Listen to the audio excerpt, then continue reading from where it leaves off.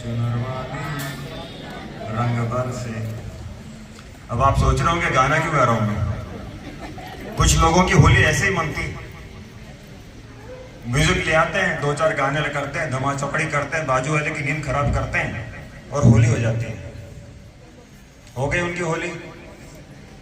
कुछ लोग होली आती है तो पहले से प्लान करते हैं, भैया आज क्या प्लान है। अरे बोले पिछले साल तो एरिस्टोक्रेट होली थी, इस बार तो कुछ दूसरा करना पड़ेगा। बोले इस बार रम और विस्की का मेल करना पड़ेगा तब होली मनेगी। कुछ लोगों की होली ऐसे मनती है। कुछ लोग बोलते हैं त्योहार के पहले, भाई क्या प्लान है।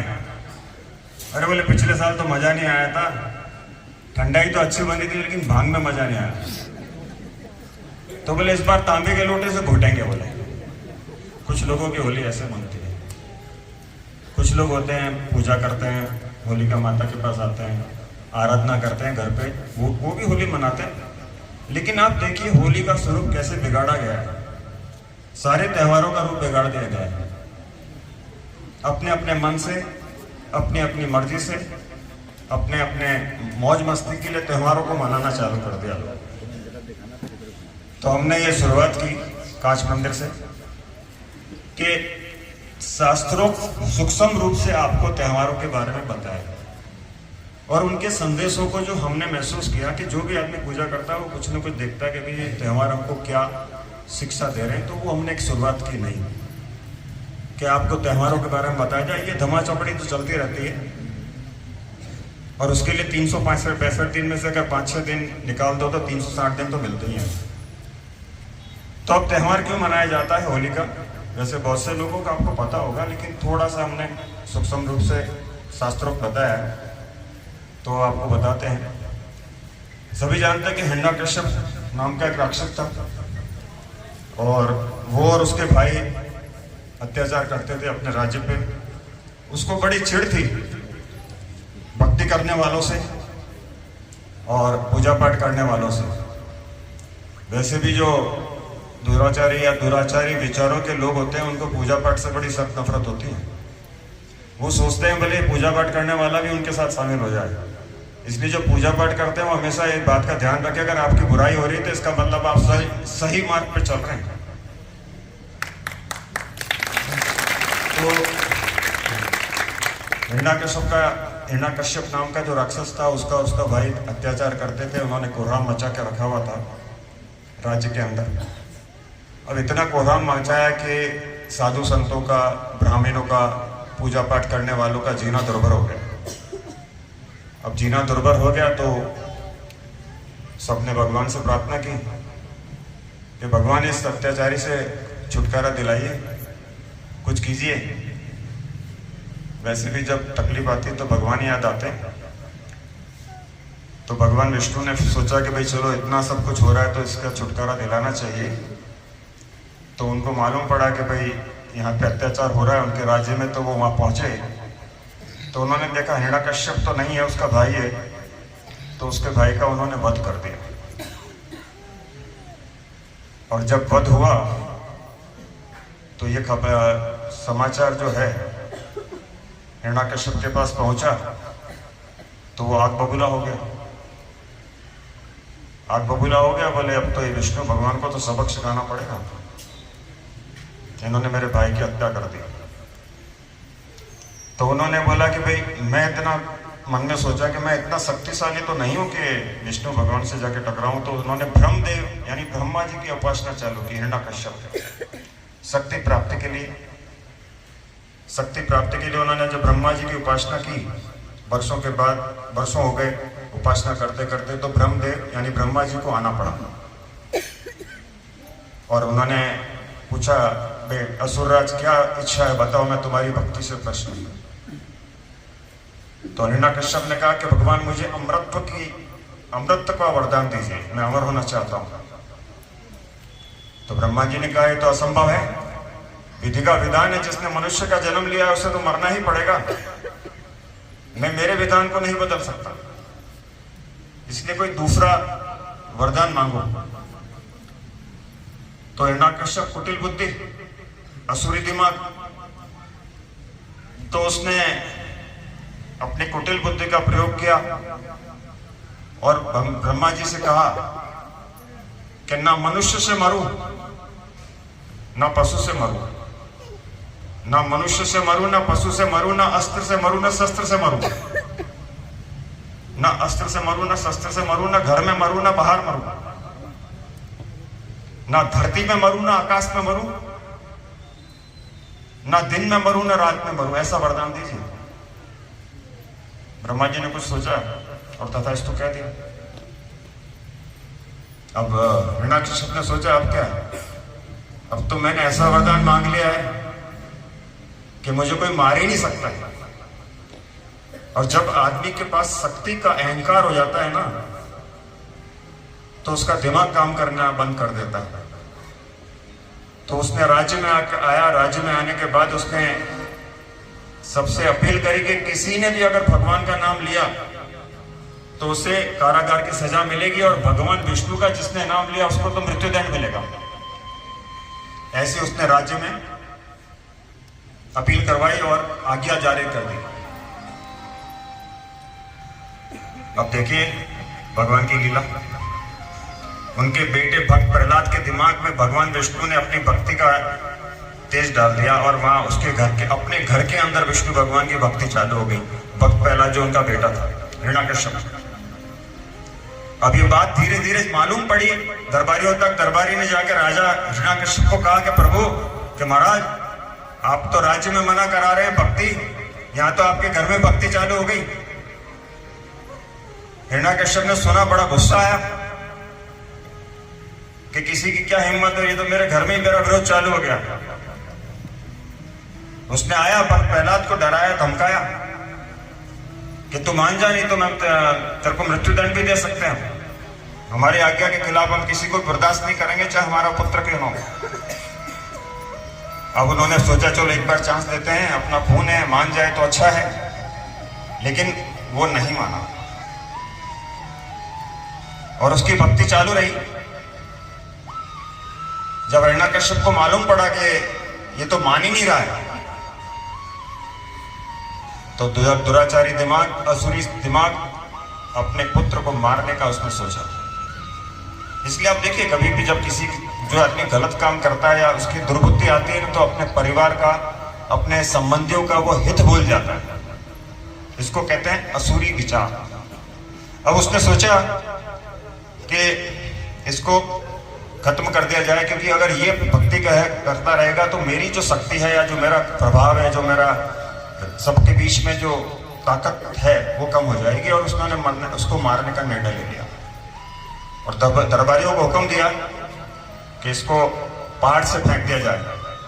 उसको पहाड़ से फेंका गया। भगवान की लीला, विष्णु भगवान ने बचा लिया उसको।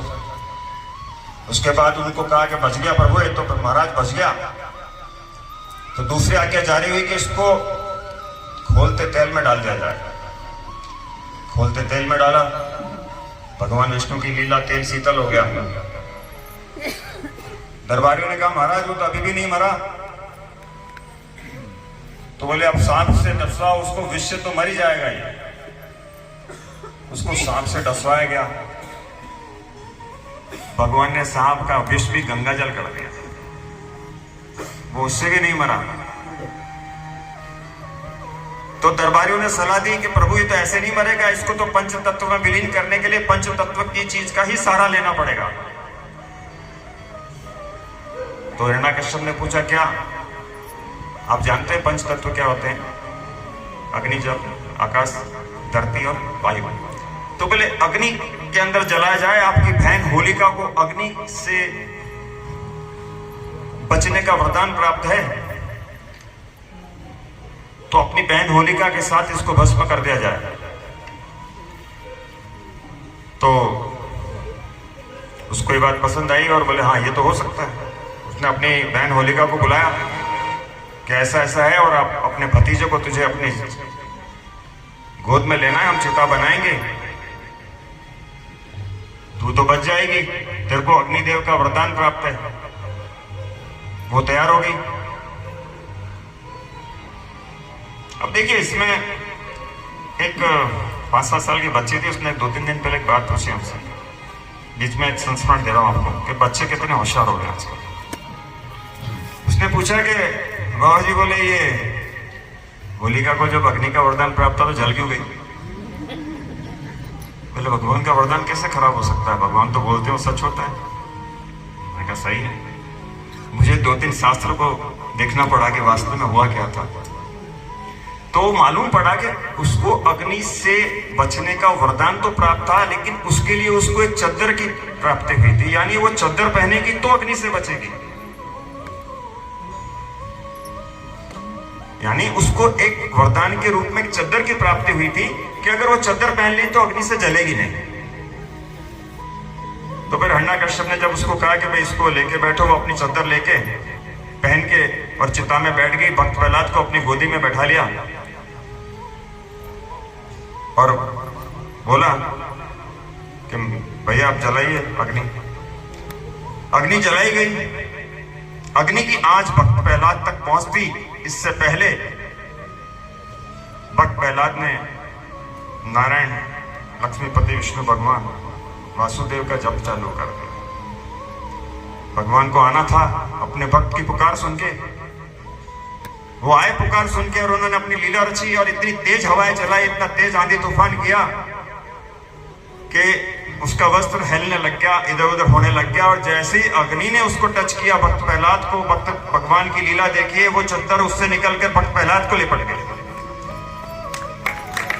और उसको बचने का मौका तक भी नहीं दिया। इससे पहले भगवान ने वायु से उस अग्नि को इतना प्रज्वलित कर दिया कि होलिका चिल्लाती हुई सुहा हो गई।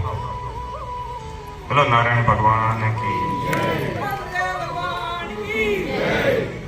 तो इस तरह से एक अत्याचारी का एक भक्त के सामने विनाश हो गया। ये कहानी है शास्त्र की, लेकिन संदेश क्या है? संदेश है इसके पीछे। अगर आप कुछ भी पूजा पाठ करेंगे तो आपके दिमाग में भगवान आपको बताएंगे इसका संदेश क्या है। इसका संदेश यह है, अब देखिए, अत्याचारी था, दुराचारी था, विशाल शक्तिशाली था, भगवान से वरदान दोनों को प्राप्त था, फिर भी भक्त की जीत हुई। इसका संदेश यह है कि अगर आपके पास रूप की शक्ति है, अगर आपके पास ताकत की शक्ति है, अगर आपके पास धन की शक्ति है, अगर आपके पास विद्या की शक्ति है, अगर आपके पास पद की शक्ति है, तो घमंड मत कीजिए, न वरना भगवान की कृपा आपके सर से हटके उस निशाय, उस भक्त के साथ जुड़ जाएगी और आपका विनाश हो जाएगा। किसी चीज का अहंकार मत कीजिए, किसी निर्बल को मत सताइए, किसी कमजोर को मत सताइए, किसी ईश्वर के भक्त को मत सताइए। ये इसका संदेश है। खाली होली जगाने से कुछ नहीं होता है। ये इसका संदेश है कि आप अपने जीवन में ऐसा कुछ काम मत कीजिए कि जो भगवान ने आप पे कृपा की वो आपके हाथ से हट जाए, आपके सर से हट जाए और उस निर्बल के साथ लिपट जाए। ये है होलिका का संदेश।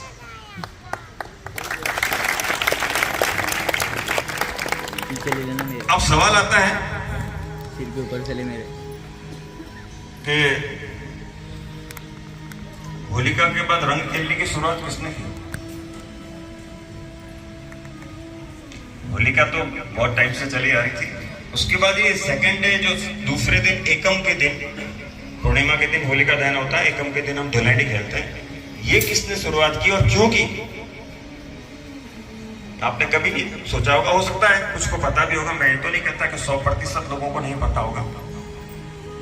ये भगवान कृष्ण ने शुरुआत की इसकी। जब उनका विष्णु भगवान के अवतार थे वो, तो उनका जब जन्म हुआ तो उन्होंने रंगों की शुरुआत की होलिका दहन के दूसरे दिन, इस बात के लिए कि अच्छाई पे बुराई, बुराई पे अच्छाई की जीत हुई है, असुरी ताकत के ऊपर भक्त की जीत हुई है। तो इसको हंसी खुशी गुलाल के साथ, रंगों के साथ मनाया जाए। ये शुरुआत उन्होंने की, इसलिए गोकुल और वृंदावन की होली पूरे विश्व में प्रसिद्ध है। भगवान अपने दोस्तों के साथ, भगवान अपने रिश्तेदारों के साथ गुलाल खेलते थे होली के दूसरे दिन और ये संदेश देते थे कि देखो, बुराई से दूर रहो, अहंकार मत करो। और उन्होंने छोटे छोटे लोगों को अपने गले लगाया, सुदामा को दोस्त बनाया, ग्वालों के साथ खेले गुलाल। यहां भी एक संदेश छुपा हुआ है। हर जगह संदेश है, खाली दृष्टि चाहिए। अब संदेश क्या है यहाँ पे? अगर भगवान कृष्ण के भक्त हैं, अगर आप भगवान कृष्ण के भक्त हैं तो राधे राधे कहने से फर्क नहीं पड़ता है। किसी सुदामा को दोस्त बनाइए।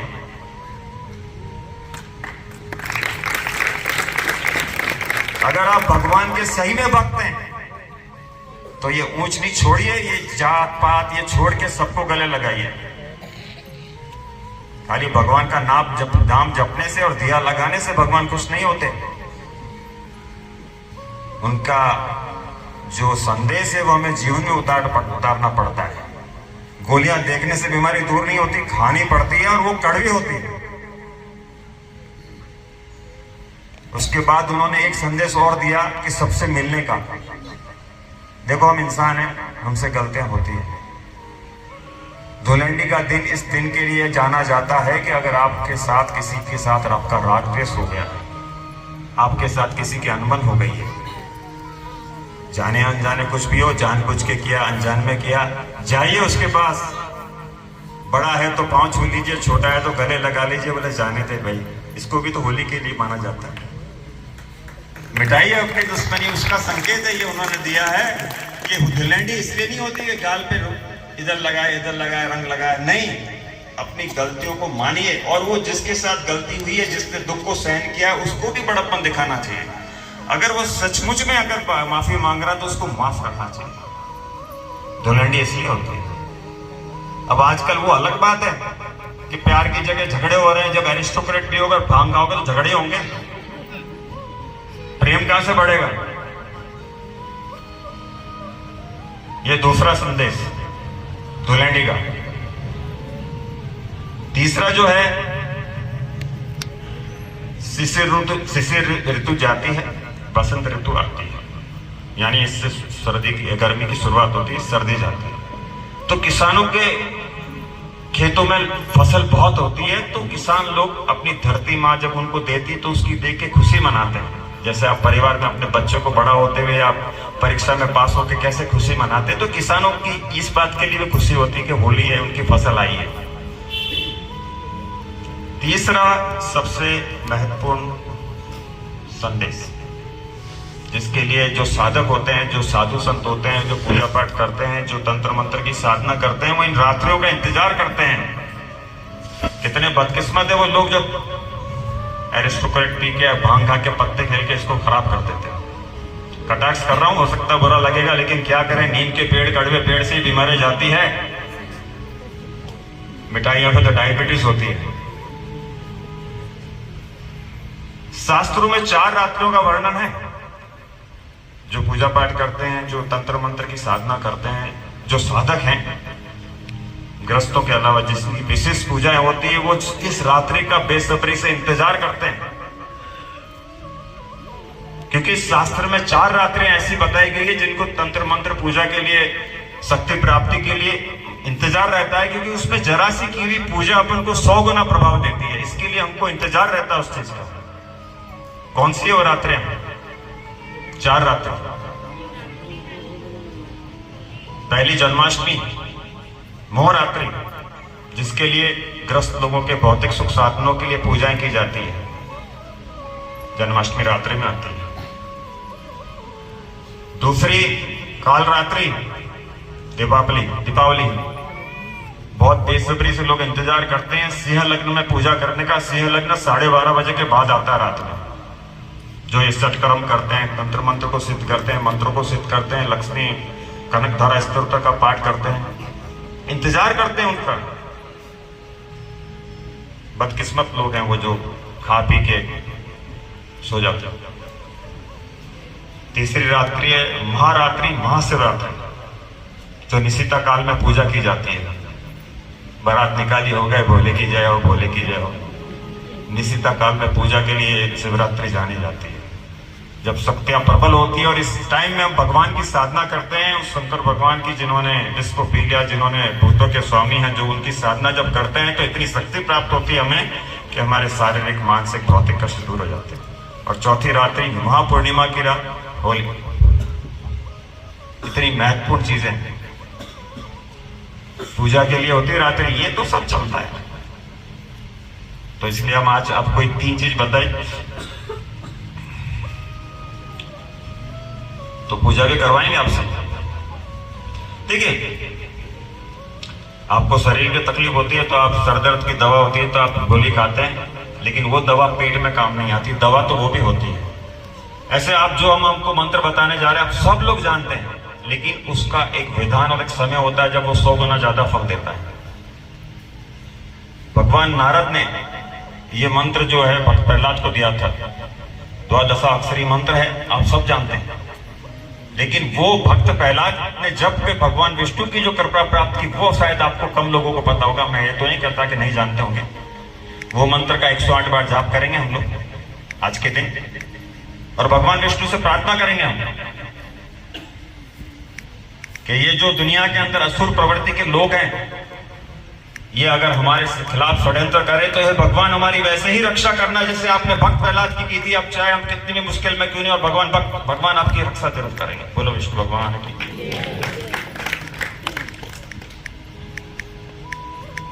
इसके बाद आपको एक गिफ्ट, आजकल फ्री का बहुत चलन है ना, और हमारा तो काम भी है देना, क्योंकि आप भी सेवा करते हैं। होली की राख के बहुत सारे प्रयोग होते हैं, शारीरिक कष्ट दूर करने के लिए होते हैं, कुछ अपने घर के क्लेश दूर करने के लिए होते हैं, लेकिन वो सब होली के पहले होते हैं। जैसे भी हमने आपको बताया कि भाई गेहूं की बालियों को भून के अपने घर में ले जाइए, तो आप उसे अपने रसोई घर में रखिए तो आपकी भंडार भरपूर रहेंगे। ये होली के पहले के।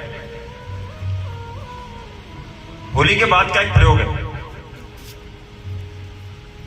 कई बार आप कहते होंगे अपने भाई बहन पति जो भी, अरे बोले धंधा नहीं चल रहा, चलते चलते रुक गया, एकदम अचानक पता नहीं क्या हो गया, बरकत ही नहीं हो रही है, नजर लग गई है।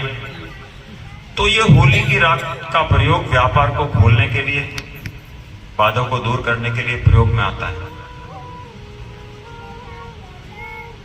तो होली की राख की 2 चम्मच आज, अभी आपको ये नहीं ले जानी, अभी ये सेकंड डे का है, एकम के दिन।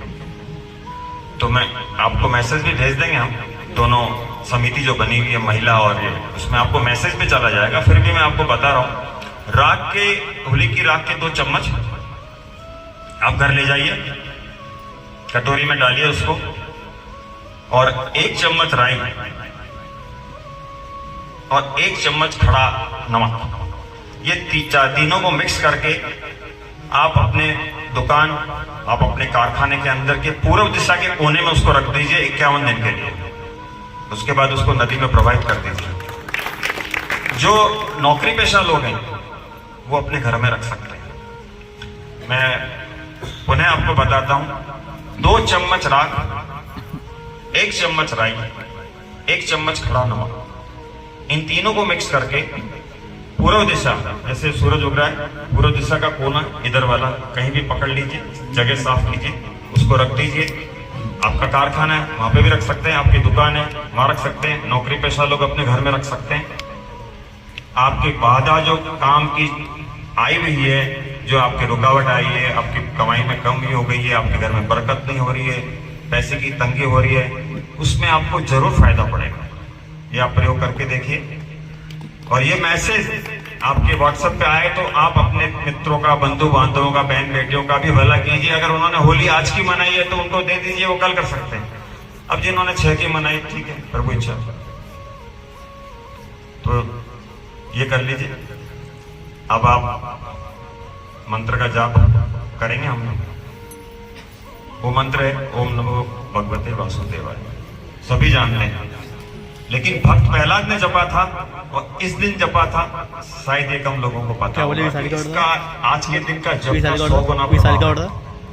अब जो पुराने लोग हैं वो तो जानते हैं कि हम लोग किस तरह से पूजा करवाते हैं, ठीक है, उसके थोड़ा नियम बनाते हैं, थोड़ा नियम जो नए आए उनके लिए। आप ये मालूम है कि कोई भी चीज का विधान होता है, विधान से अगर करें तो उसको बहुत ज्यादा फायदा होता है। तो जब पुराने लोग जानते हैं कि हम लोग पहले गुरु मंत्र का जाप करवाते हैं 11 बार, उसके बाद जिनके गुरु नहीं है वो शंकर भगवान का ओम नमः शिवाय का 11 बार जाप कर ले। उसके बाद आपका आसन मंत्र ओम रीम आधार शक्ति कमलासन है नमः,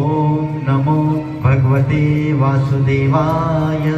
ओम नमो भगवते वासुदेवाय। ओम नमो भगवते वासुदेवाय। ओम नमो भगवते वासुदेवाय। ओम नमो भगवते वासुदेवाय। 108 मंत्र बोले हुए हैं। इसके कभी भी अपन कोई पूजा करते हैं तो उसमें कोई जाने अनजाने